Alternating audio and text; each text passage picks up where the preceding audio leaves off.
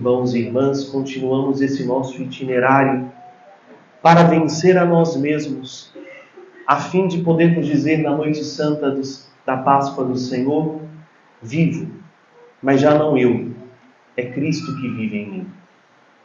Por isso, esse nosso exercício quaresmal recorda-nos não só a grande dignidade que nós recebemos no dia do nosso batismo, mas faz com que a gente se comprometa a viver com mais autenticidade esse dom tão grande da parte de Deus que Ele nos concedeu de sermos chamados filhos, e de fato nós o tornamos. Quero, de modo muito afetuoso, não só dar boas-vindas, mas acolhê-los no coração da igreja, queridos noivos.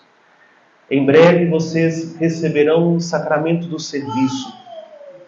Tal como a ordem, o matrimônio é um sacramento, onde vivendo lá a vida cotidiana, um com o outro, vocês são chamados a ser sinal do amor com o qual Deus amou e se entregou por cada um de nós. Bem-vindos a esta missão, de com a vida de vocês testemunharem aquilo que não se vê com os olhos, mas que vocês acreditam por causa da fé. Bom, a liturgia deste segundo domingo nos convida a subir com Jesus a sós para uma montanha. Dizia eu ontem, e quando eu estava na Serra da Piedade, isso ainda era mais fácil de ser entendido. Subir montanha nunca foi e nunca será tarefa fácil. Se quiser ter um exemplo, vai lá na Serra da Piedade e não vai a pé não. Deixa seu carro no estacionamento e não vai de carro não, perdão. Sobe a pé. Deixa o carrinho lá e tenta subir um pedaço. Para subir montanha, primeiro exige de nós uma disposição. Se você não quer, você não sobe. Segundo, subir montanha tem que ter desprendimento. Não dá para levar penduricalho, Porque senão, à medida que você vai subindo e o ar vai ficando rarefeito, aquela garrafinha de 500 ml parece que ela pesa 40 quilos. E tudo vai te incomodando.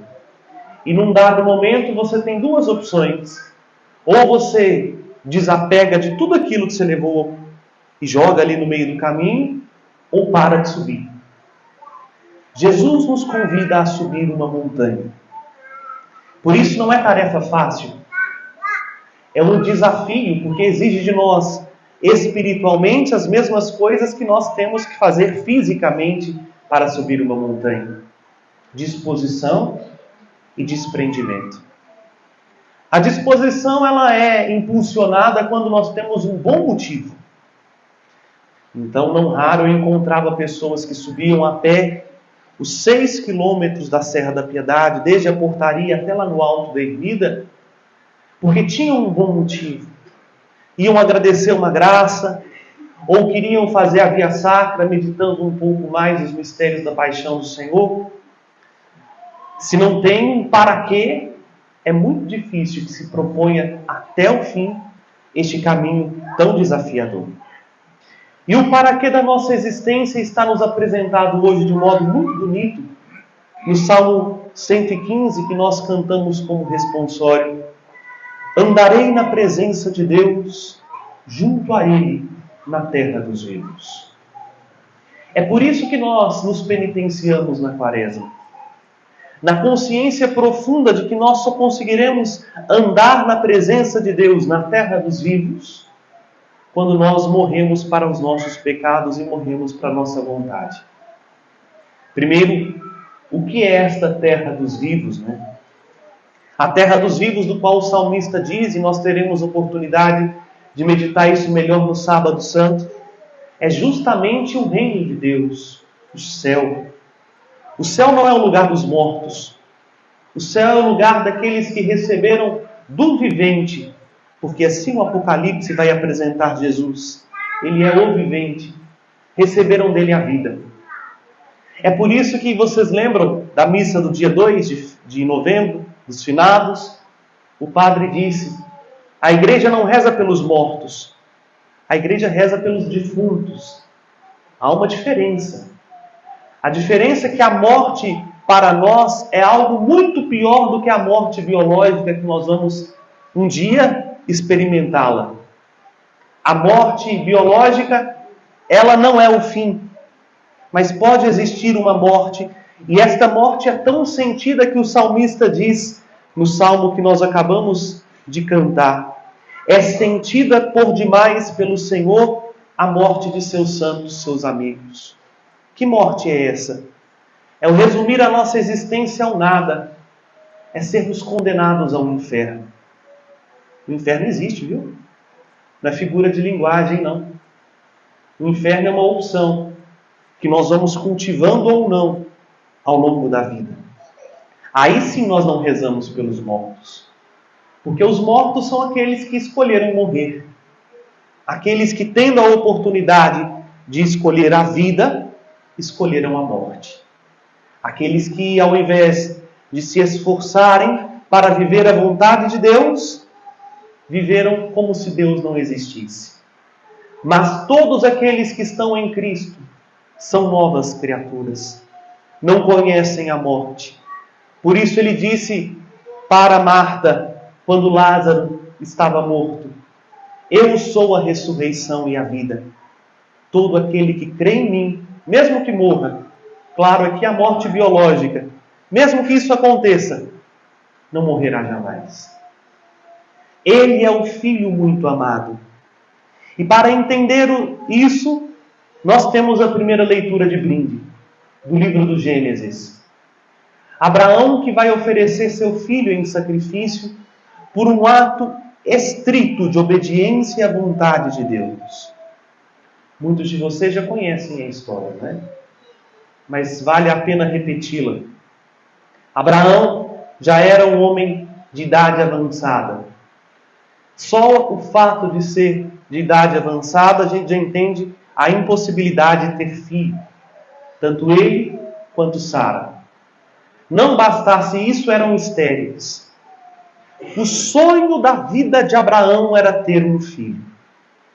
E por causa da sua hospitalidade, sem saber, acolhem na sua casa a própria Trindade, figurativamente apresentada a eles naqueles 3 homens que os visitam.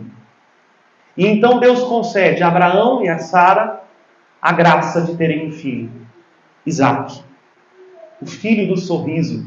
Isso significa Isaque em hebraico. Primeiro porque Sara sorriu de deboche, quando Deus disse a eles: voltarei aqui ano que vem, e ao voltar vocês já terão um filho no colo. Sara debocha e sorri, dizendo: acaso posso eu ter filho sendo estéril?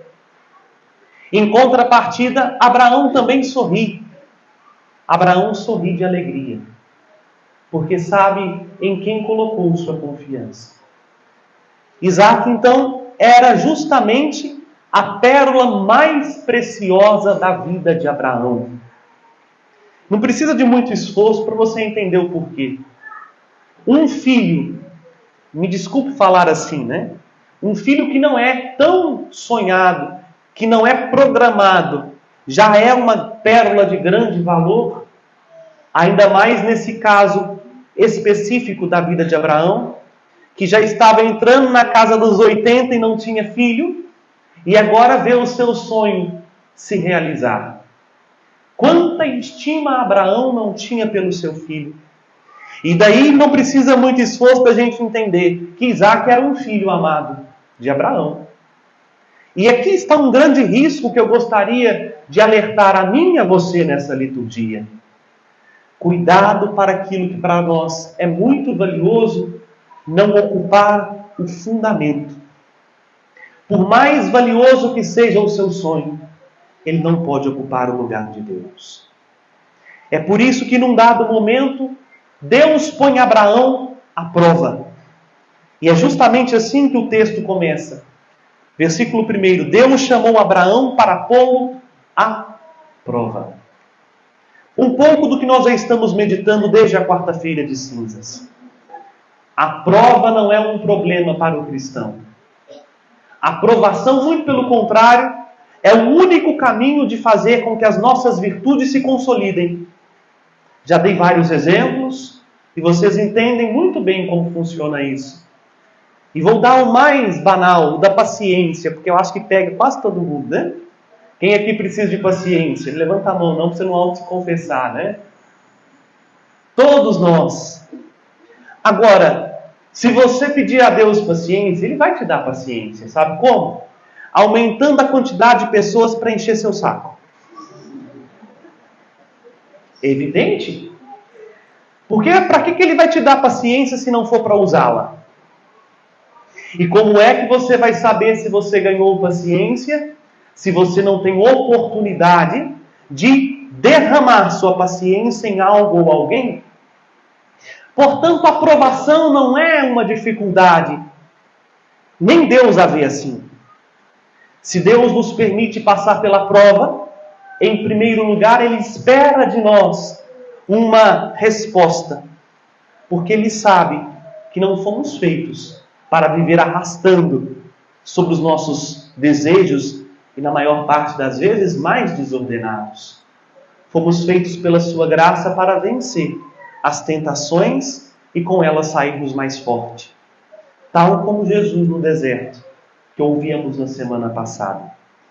Por isso, eis a prova de Abraão. Deus deu, agora Deus pede de volta. Sacrifica para mim o teu próprio filho, Abraão. Fico eu pensando se fosse comigo, sabe? Eu não vou nem falar de vocês não, senão vocês podem achar que eu estou dando indireta.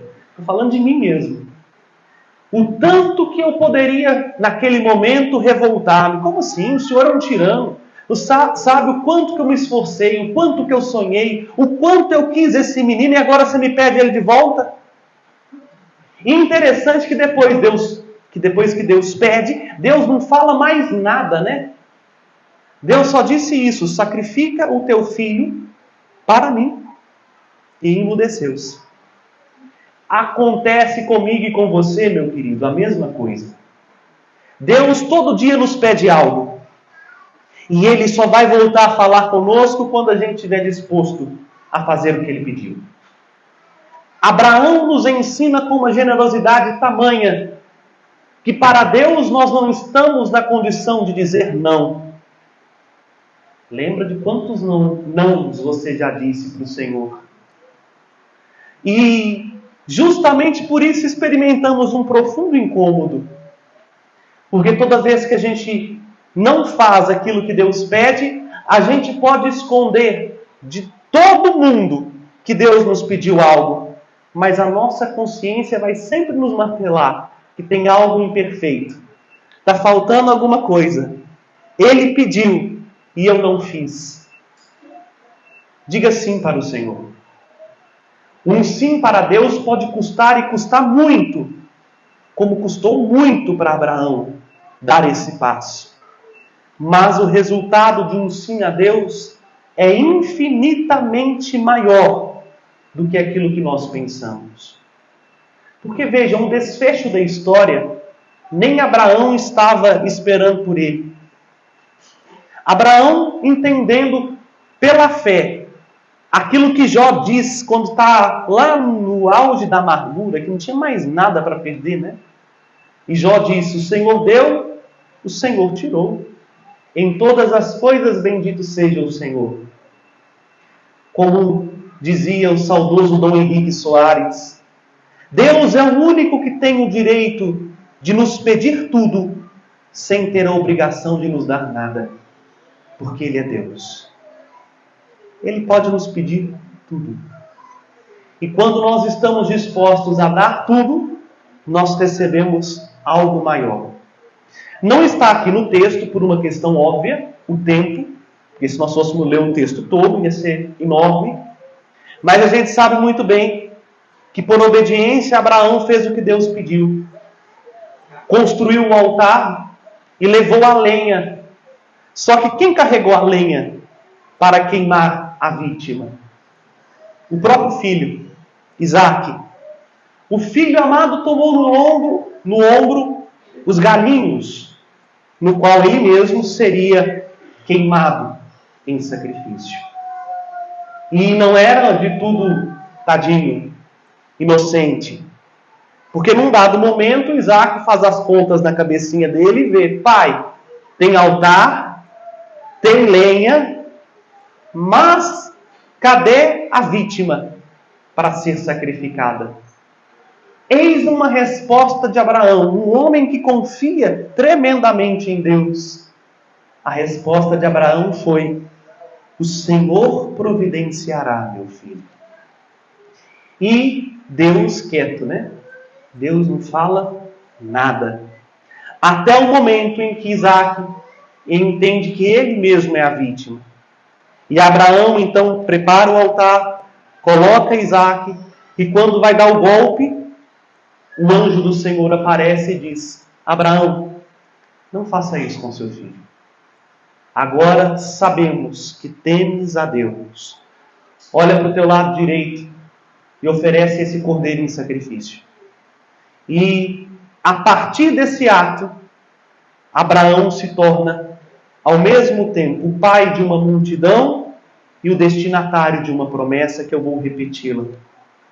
Deus prometeu mais uma coisa a Abraão: por tua descendência serão abençoadas todas as nações da terra, porque tu me obedeceste. Vejam, o fruto da obediência ultrapassa a nós, a nossa família. O fruto da obediência tem um caráter quase que universal. Se a gente está disposto a dizer um sim a Deus, pode nos custar e nos custar muito agora. E a resposta de Deus surpreende as nossas expectativas, porque Deus não pensa com a lógica humana. O modo de pensar de Deus é infinitamente mais perfeito que o nosso. Basta da nossa parte somente confiança. Não tenha medo de fazer o que Deus pede a você. Não tenha medo de dizer um sim generoso ao Senhor, naquilo que só você sabe que Ele te pede, naquilo que Ele te convidou a tempo, e você está aí cozinhando no seu interior para ver se vai, se não vai, se faz ou se não faz. Sem demora, faça. Mas termina esta homilia dizendo que a história que nós ouvimos na primeira leitura nada mais é do que a promessa, mas ao mesmo tempo o negativo de uma foto. Eu fui no modo mais antigo, porque uma hora dessa da manhã o tico-teco do padre funciona muito bem, né? Quem é da turma do negativo sabe muito bem o que é um negativo de uma foto. Os mais jovens, eu preciso explicar, né? A gente tinha que comprar um rolinho, pôr na máquina de fotografar, aí você tirava a foto, tinha que dar sorte de não queimar, né? De não entrar mais luz para não queimar o filme. Aí tinha lá um rolinho, que era chamado negativo. As cores eram invertidas. E depois daquilo ali, você tinha que levar para revelar a foto. Aí sim você conseguia enxergar a foto. Não é a coisa de imediata hoje, que a gente tira 30 fotos e vê e já apaga as 30 no mesmo dia, né? Dava um trabalhinho a mais. Bom, a história que nós ouvimos na primeira leitura é o negativo de uma história que nós ouvimos agora no Evangelho. As luzes, a revelação plena se dá no Evangelho. O filho amado não é Isaac. O filho amado é Jesus. Que ele mesmo carrega sobre as suas costas o lenho, como nós vamos meditar na Semana Santa. Tal como Isaac levou no seu próprio ombro a lenha do sacrifício, o Cristo carregou o madeiro da cruz. Mas diferente de Isaac, o Cristo foi imolado no nosso lugar. Porque sendo ele Filho eterno, conseguia fazer a plena reconciliação do gênero humano. O homem-Deus era o único capaz de dar a Deus o que é de Deus e ao homem do que é do homem. Ofertou-se em nosso lugar. Por isso, meus irmãos e irmãs, olhando para Jesus, nós entendemos o que a igreja sempre nos propõe no segundo domingo da Quaresma. É só olhando para Jesus que nós conseguimos fazer a vontade de Deus. E isso se dá quando a gente o vê tal como Ele é, Deus de Deus, luz da luz, pela nossa oração. É necessário contemplá-lo transfigurado, tal como Pedro, Tiago e João, a sós, o viram transfigurado. Isso para dizer a mim e a você, a gente chega lá sim, na terra dos viventes, quando a gente faz a vontade de Deus, mas a gente só tem um combustível para fazer a vontade de Deus quando a gente contempla quem Deus é. Quando a gente olha para o rosto de Jesus e não o vê como um homem qualquer, mas o vê transfigurado de glória. Ele é a própria palavra. Por isso, rapidamente a gente precisa dizer disso. Moisés e Elias estão conversando com Jesus. Um judeu chama a Sagrada Escritura de lei e profetas. A lei e os profetas, né? Inclusive está no Antigo Testamento, várias vezes vocês vão ouvir essa expressão. Ora, a lei foi dada por Moisés. E não houve profeta maior do que Elias. Por isso são os dois que estão ao lado de Jesus. Moisés e Elias. O centro é Jesus. Para já logo na transfiguração a gente entender assim. Toda a Escritura aponta para o Cristo. Toda a lei tem seu pleno cumprimento em Jesus. Toda profecia tem sua perfeição em Jesus. Moisés e Elias têm os olhos fixos em Jesus. E quando Pedro, Tiago e João olham para Jesus, desaparece Moisés e Elias. Porque quando a gente encontra Jesus, não precisamos nem da lei nem dos profetas. Ele se basta. E toda vez que olha para Jesus, a gente escuta a voz do Pai dizendo: é Ele o meu Filho muito amado. Escutai o que Ele diz. E toda vez que a gente confia mais em Jesus do que em nós, o Pai, por causa do seu Filho muito amado, nos encobre com uma sombra, o Espírito Santo. Somos cheios do Espírito Santo, olhando para Jesus. Vejam, só vamos fazer a vontade de Deus se a gente tiver coragem de subir os montes que nós construímos com nosso orgulho, nossa soberba, nossa vaidade, nossa ganância, nossa prepotência, para lá no alto da montanha do nosso pecado, que foi entulhando o nosso coração, ficar a sós com Cristo e ver no rosto dele o fulgor da glória do Pai. Olhando para o glorioso, que é hoje o ressuscitado, a gente é capaz de passar pela cruz. Claro, causou uma confusão danada essa história na cabeça dos três. Porque alguns versículos antes, que não está aqui, mas a igreja vai nos apresentar daqui a pouco no prefácio, Jesus prediz a sua própria morte. Chama os 12 e diz: o Filho do Homem vai sofrer muito, vai ser entregue na mão dos homens, vai ser morto, mas vai ressuscitar ao terceiro dia. Aí começou aquilo que não acontece na igreja. Fofoca. Os 12 começaram a fazer um burburinho entre si. Será que foi isso mesmo que ele disse? Eu entendi certo?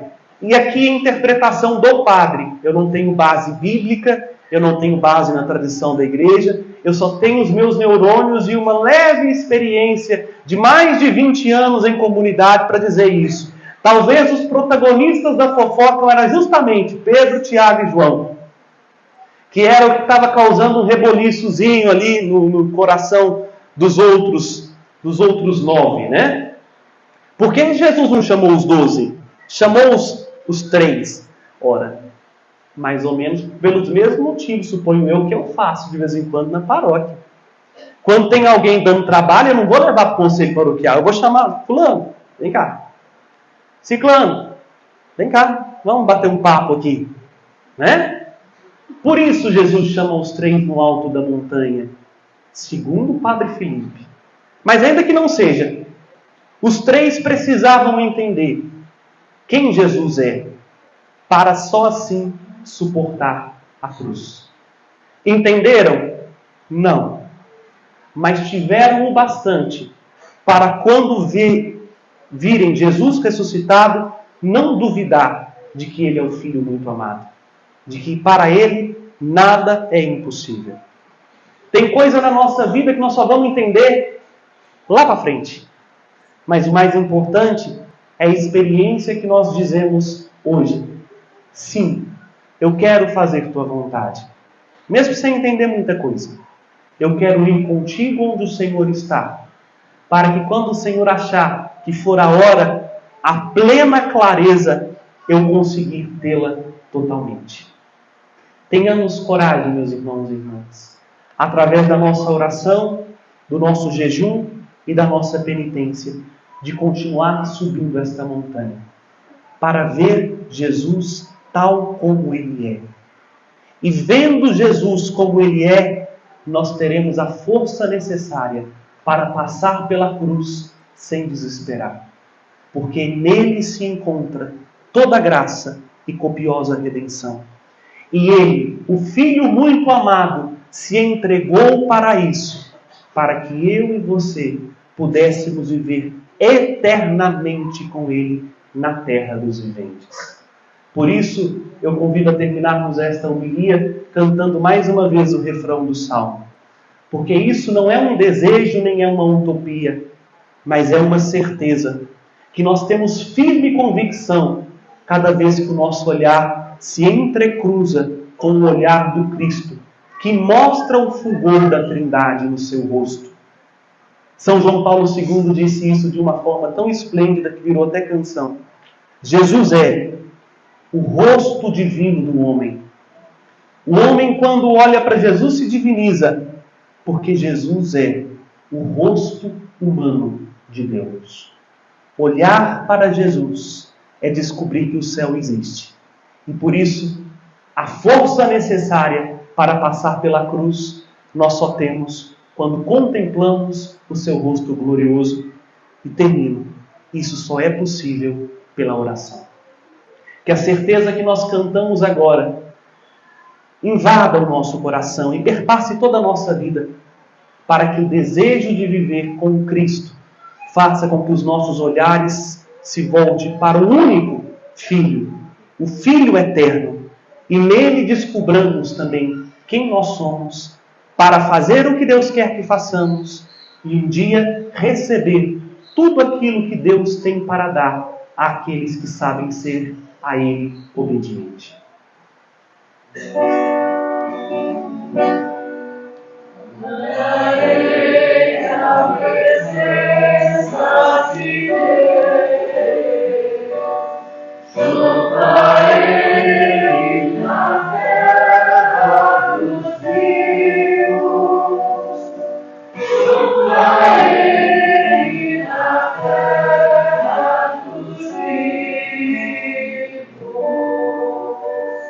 Louvado seja nosso Senhor Jesus Cristo.